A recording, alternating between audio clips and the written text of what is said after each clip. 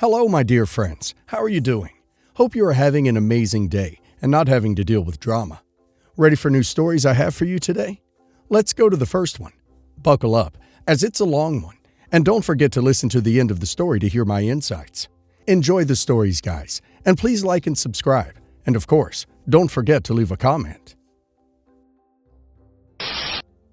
I, 34 female, was married to my ex-husband, Mike, 36 male, for about 5 years. We met in our mid-20s, and for a while, things were great. We were both working professionals, had a nice home, and shared a lot of common interests. I genuinely thought Mike was my soulmate. Boy, was I wrong. 3 years into our marriage, I started noticing changes in Mike's behavior. He became more distant, spent a lot more time working late, and was increasingly secretive about his phone and social media. When I confronted him, he would dismiss my concerns or accuse me of being paranoid. It wasn't too long before my suspicions were confirmed.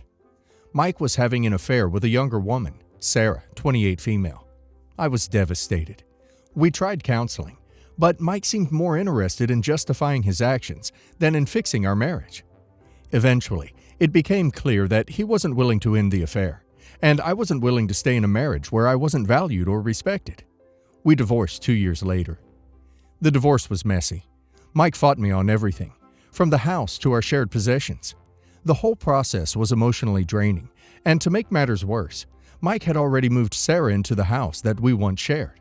I felt humiliated and defeated. To add salt to the wound, Mike and Sarah paraded their relationship all over social media, often making veiled comments that were clearly directed at me. It was an ugly time in my life, and I was just trying to move on. But amid all this chaos, there was one person who remained a constant support. Mike's mother, Carol, 67 female. Carol and I had always been close. Even before the affair, she had treated me like her own daughter. After the divorce, Carol made it clear she didn't approve of Mike's actions. She was angry with him for cheating, and even more furious when she found out about the way he was treating me post-divorce. She apologized to me countless times for her son's behavior, saying she raised him better than that. Around this time, Carol began experiencing serious health problems. She had been diagnosed with a chronic illness that required a lot of care and frequent medical attention. Mike and Sarah, however, were too busy with their own lives. They would visit Carol occasionally, but it was mostly out of obligation rather than genuine concern. I, on the other hand, couldn't stand to see her suffer. I knew she was alone and needed help, and I wanted to be there for her, not just because I felt sorry for her, but because I genuinely cared about her. So I made the decision that many of my friends thought was crazy. I moved in with Carol to help take care of her. At first, it was supposed to be a temporary arrangement, just until she got back on her feet. But as her condition worsened, it became clear that she needed more long-term care. I ended up living with her for 2 years. Those 2 years were some of the most challenging, yet rewarding years of my life. Caring for Carol was not easy. Her illness made her very weak, and she often needed help with basic tasks like bathing, eating, and moving around. I became her full-time caregiver, managing her medications, preparing her meals, and taking her to countless doctor's appointments. I also took care of the household chores, did the shopping, and handled her finances. Despite the physical and emotional toll, I did it all because I loved Carol like a mother and couldn't bear the thought of her being alone in a nursing home. During these 2 years, Mike and Sarah barely made an effort to visit. When they did, their visits were brief and uncomfortable. They would make condescending remarks about the state of the house or the way I was handling things, but they never once offered to help. Mike would often make snide comments like, "Still playing house, I see," or "Living off my mother's money now, are you?" These remarks stung, especially since I wasn't taking any money from Carol other than what was necessary for her care. I had used up my own savings to support myself during this time, and I was okay with that because it felt like the right thing to do. Sarah was even worse. She mostly glared at me with open hostility, as if my presence there was some kind of personal affront to her. She would loudly complain about the smell of medical equipment or make rude comments about Carol's condition, clearly uncomfortable with the reality of illness and aging. I often wondered why they bothered to come at all if they were just going to be so negative and dismissive. Carol, on the other hand, was always grateful. Despite her illness, she remained sharp as a tack mentally, and she would often express her gratitude for everything I was doing for her. She would say things like, "I don't know what I would do without you," or "You're the daughter I always wished I had." We spent a lot of time together, talking, watching old movies, and reminiscing about the past. She would tell me stories from her youth about raising Mike and the struggles she faced after her husband died. In many ways, we became closer than I had ever been with my own mother, who passed away when I was young. About a year into my caregiving, Carol asked to speak to me about something important. She told me that she was updating her will and that she wanted to leave everything to me. She explained that she felt I was the only one who truly cared about her well-being and that she wanted to make sure I was taken care of after everything I had done for her. I was shocked and told her that wasn't necessary, but she insisted. She said that Mike had made his choice and Sarah was not someone she trusted. She didn't want them to have anything, especially after the way they had treated both her and me. I was hesitant, but Carol was adamant. She even had her lawyer come to the house to discuss it with me and make sure everything was above board. The lawyer assured me that Carol was of sound mind and that this was her decision. I agreed to respect her wishes, but I never expected anything to come of it. I was focused on Carol's care, and the inheritance was the furthest thing from my mind. 6 months ago, Carol passed away peacefully in her sleep. I was with her until the very end, holding her hand and telling her how much I loved her. Losing her was one of the hardest things I've ever experienced. It felt like losing a mother all over again, and I was devastated. I arranged her funeral, handled all the arrangements, and tried to honor her memory as best I could. Then came the reading of the will. I knew what Carol had decided, but I didn't expect the reaction I got from Mike and Sarah. They were furious. Mike accused me of manipulating his mother, saying that I only cared for her to get my hands on her money. He claimed that I had taken advantage of her in her vulnerable state, and Sarah chimed in, calling me every name under the sun: gold digger, thief, manipulator. It was as if all their hatred and resentment had been building up, and now they had an outlet to unleash it. They immediately started threatening legal action, claiming that the will was invalid because Carol was not of sound mind when she made it. They accused me of coercing her and said they would take me to court to get what was rightfully theirs. They also went as far as to try and turn Carol's extended family against me, spreading rumors that I had isolated Carol from her family and manipulated her into cutting everyone out of her life. Thankfully, most of Carol's family knew the truth about how things were between Mike and Carol, and they've been supportive. But the constant barrage of threats and accusations has been exhausting. I hired a lawyer who reviewed Carol's will and assured me that it was solid.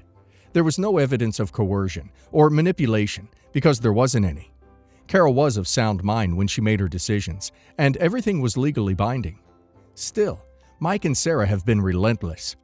They've sent me countless threatening letters, and they're now talking about going to the press, trying to paint me as some sort of villain who preyed on a dying woman. The stress has been immense. I've had to block them on all social media, and I've been considering changing my phone number to avoid their constant harassment. I feel like I'm being punished for doing the right thing, for caring for someone who was abandoned by the very people who are now trying to claim her estate.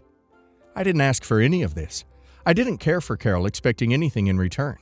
I did it because I loved her, and I couldn't stand the thought of her being alone and neglected. But now I'm being made out to be the villain by the very people who abandoned her when she needed them most. I'm struggling with immense guilt, even though I know I did the right thing by caring for Carol. I can't help but wonder if I should have just stepped back and let them handle things, even if it meant Carol wouldn't have had the best care. My friends and family have been supportive, but they're also concerned about the toll this is taking on me. Some have suggested that I consider giving Mike and Sarah a portion of the inheritance, just to end this nightmare. But I'm torn. On one hand, I just want this to be over. On the other, I feel like it would be an insult to Carol's memory and everything she wanted. I also know that Mike and Sarah don't deserve it, given how they treated Carol. They didn't care about her when she was alive, so why should they benefit now that she's gone? I've been thinking about selling the house Carol left me and moving somewhere new, somewhere far away from all the memories and the pain. I want a fresh start, but I also feel a deep sense of loyalty to Carol and everything she left me. I don't want to feel like I'm running away, but I also don't know how much more of this I can take. I feel trapped, and I don't know what to do. I'm trying to honor Carol's memory and do what's right, but it seems like no matter what I do, I'm going to be seen as the bad guy. So, Reddit, am I the a-hole for not giving my mother-in-law's inheritance to my ex? I think OP did what any decent person would do. cared for someone who was essentially abandoned by her own family. OP's ex and his mistress clearly don't have a leg to stand on. OP's ex didn't care about his mother, just her money. OP should not feel guilty at all for accepting the inheritance. That was Carol's last wish, and OP should respect that and do with the inheritance as she wishes. It's hers now. And now let's hear the community's opinion. As a lawyer, I can assure you that if Carol was of sound mind when she made her will, there's very little your ex and his mistress can do legally. It sounds like they're just trying to force you into giving them a share. Document everything, and don't engage with them directly. Let your lawyer handle it from here on out. Also, consider getting a restraining order if their harassment escalates. Wow, your ex and his new girlfriend sound like real pieces of work. Not the a-hole. You were there for Carol when no one else was. You provided love and care without expecting anything in return, and Carol wanted to show her gratitude. It's not your fault they were too selfish to see the bigger picture. Don't let them guilt trip you into giving up what's rightfully yours. I'm so sorry you're going through this. It's clear you have a good heart, and we're only trying to do the right thing. Carol saw that, which is why she left everything to you. It's a shame your ex and Sarah can't see past their own greed. Don't let them get to you. You're doing the right thing by honoring Carol's wishes. Maybe use part of the inheritance to set up a fund in her name, or do something meaningful that reflects the kindness she showed you. About 12 years ago, I found out my ex-wife had an affair with her boss, which led me to get a divorce with her. I got royally screwed over in the process, while she took the house, primary custody of the kids, and married her boss. I was essentially homeless and stayed with my parents for a while to get back on my feet. I had a part-time job along with my full-time job in order to make some money, so I could get my own place. However, this led to me spending less and less time with my kids. My kids were pretty okay with it at the beginning, but as time went on, I missed more of their special events, birthday, baseball games, cheerleading events, and I could only afford to send a text or call them. When my life finally started to rebuild, I tried to spend more time with my kids to make up for what I had missed out, but they weren't interested.